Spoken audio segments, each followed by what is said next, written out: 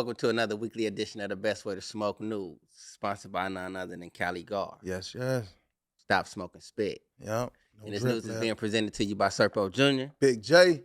And senior citizens are the fastest growing demographic embracing cannabis. I mean, I can dig it.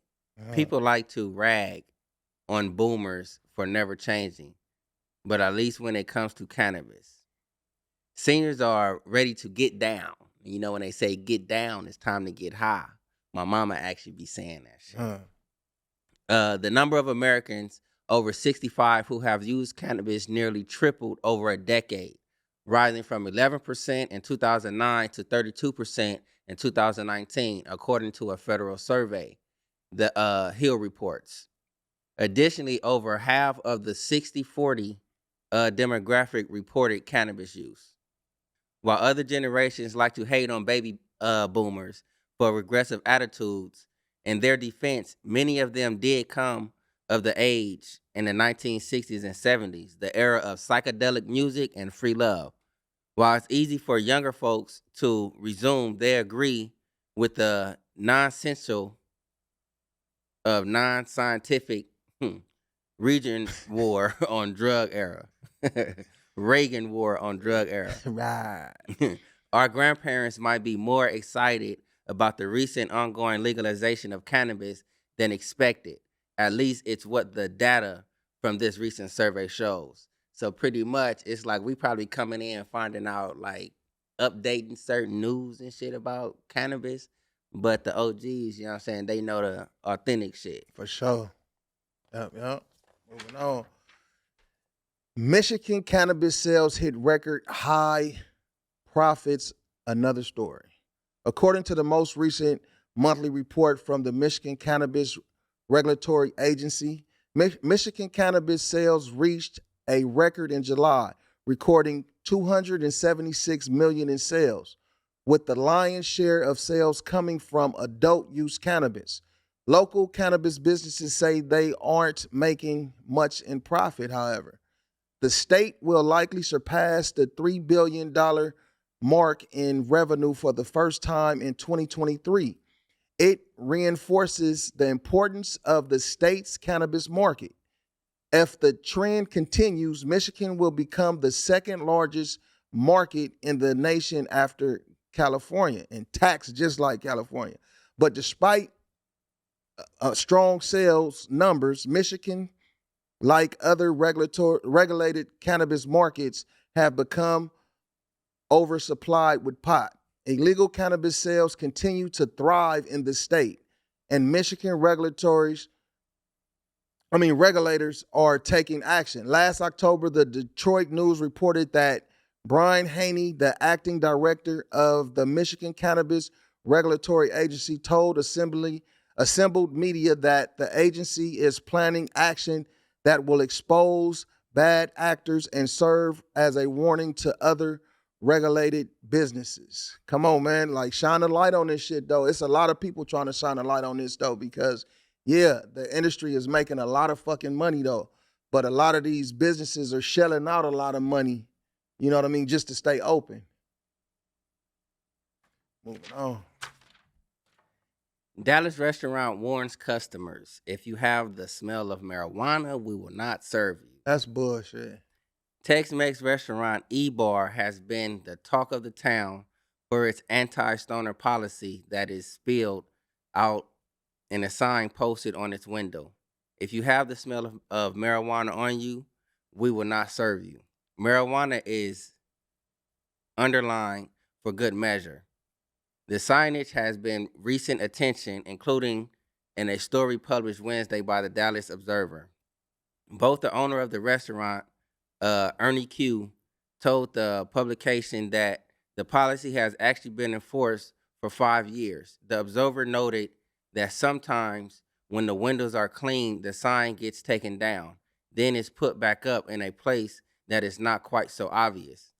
People reeking of marijuana, it just ruins everybody's experience about them. No, around them, excuse me. You can't possibly have a great meal with someone who has that much odor. Mr. Q told the Observer. Bullshit. Mr. Q also downplayed the significance of the rule, saying the most customers are unbothered.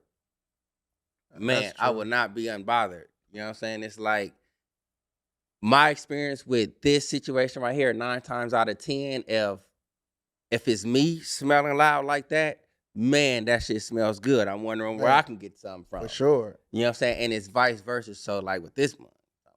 And a lot of the times that be what it be. Like say when you out and you loud, motherfucker be like, man, you smell good.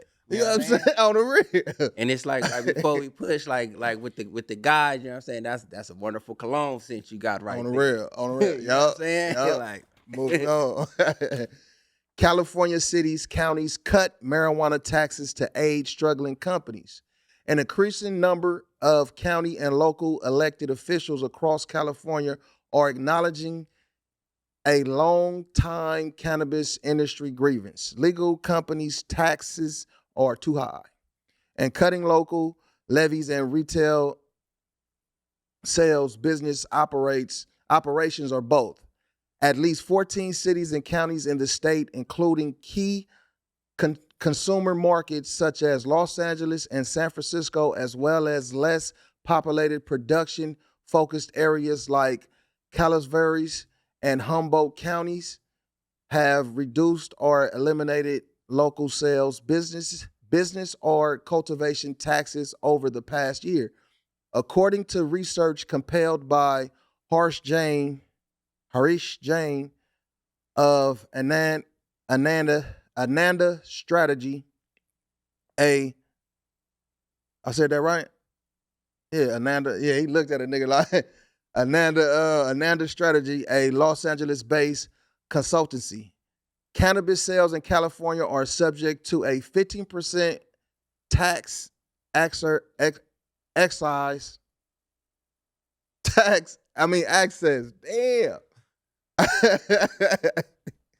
Roadblock. Look, cannabis sales in California are subject to a 15% state excess tax as well as state sales tax, which range from 7.25% to as high as 10.75% in some areas.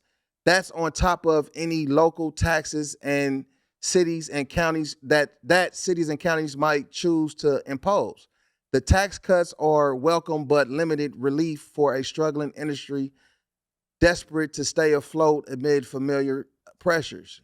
And like this is coming out of high times. You know what I mean? And it's out there, man. This shit is it's difficult right now, man, for a lot of people, a lot of businesses. Man. Moving on.